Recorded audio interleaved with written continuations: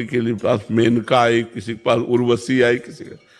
कलयुग में तो नहीं सुन रहे, जरूरत है नहीं। युग धर्म का ऐसा प्रभाव हो गया है कि इतनी मलिन बुद्धि हो गई है कि उस कोटि की ऊंचाई पर पहुंच ही नहीं पा रहे।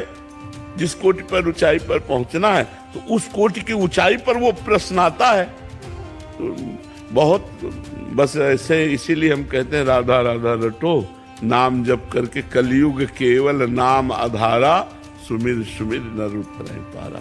भगवान का नाम ही महामंगलमय है, जो कल्याण कर देगा, जो परम लाभ प्रदान कर देगा। बहुत विचित्र है कलयुग का, बहुत विचित्र स्वरूप है। ये तो भगवान की कृपा कहो कि नहीं, कलयुग ने ऐसा मिटिया मेट, मतलब हर, अब तुम्हें शास्त्र पढ़ने का समय नहीं है, शास्त्रों में विश्वास नहीं है, संतों पे श्रद्धा नहीं है, तो तुम्हें बचाएगा कौन? तुम्हें डांटेगा कौन? तुम्हें सुधारेगा कौन?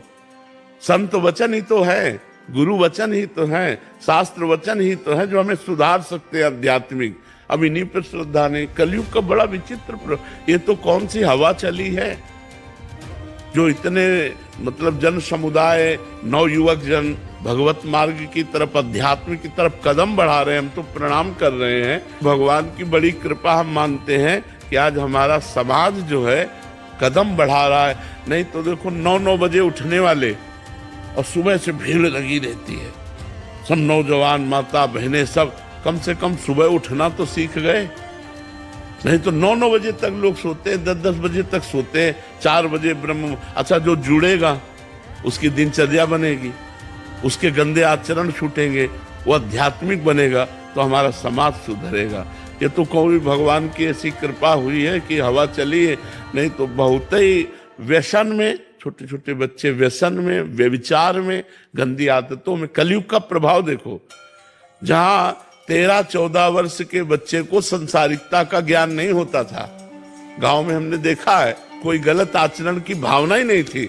आज 12 वर्ष का बच्चा यहीं बैठ करके बोल रहा था कि हमारे ऐसे ऐसे, मोबाइल ने ट्रेंड कर दिया सबको, गंदी बातों में ट्रेंड कर दिया, गंदे दृश्य देख देख कर गंदी भावनाएं बन गई।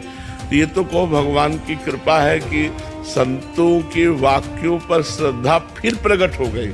ने एक बार बड़े स्तर से संत का जब वो गिरा था ना, तो लगा था मार दिया, माया ने मार दिया, एक ही बाण में करोड़ों अरबों को मार दिया। अरबों की श्रद्धा चौपट हो गई। अब संतों पर श्रद्धा न रहे, शास्त्र में श्रद्धा न रहे, तो बताओ फिर कैसे भगवत मार्ग चला जाए? भगवत मार्ग, अध्यात्म मार्ग चलने के लिए तो यही बात है कि संतों पर श्रद्धा हो, शास्त्र पर श्रद्धा हो, तब जाके भगवान पर विश्वास हो। भगवान दिखाई तो देते नहीं, संतों के वाक्य और शास्त्र वाक्यों का आधार लेकर हम भगवत मार्ग में चलते हैं, क्योंकि ना भगवान को देखा है, ना भगवान से मिले हैं। तो हम इन संतों और शास्त्रों के वाक्यों पर हम विश्वास करते हैं, तो हम भगवान की प्राप्ति के मार्ग में अग्रसर होते हैं। और भगवान की प्राप्ति के मार्ग में ही गलत आचरण छोड़े जा सकते हैं। संसार में तो मनोरंजन है, संसार में मनोरंजन है, आज इसके, आज ऐसे, आज वैसे, और जब अध्यात्म में चलोगे तो ये पाप है, तो आप डर गए, आप गंदे आचरण छोड़ दिए, अच्छे व्यक्ति बन गए। तो मनुष्य जीवन का लाभ अध्यात्म है। और कलयुग का प्रभाव बहुत जोर से बढ़ रहा है और वो बढ़ता चला जाएगा। देखो, पहले कोई उत्सव होता था, जैसे गांव के उत्सव हैं, ब्याह है, कुछ भी, तो सबके पैर धोए जाते थे, पवित्र आसन पर बैठाल कर, पवित्र पत्तल में, और फिर भोजन परोसा जाता था। अब माताएं गान कर रही हैं और पंगत पा रही हैं। आज क्या है? आज भोजन की पद्धति क्या है?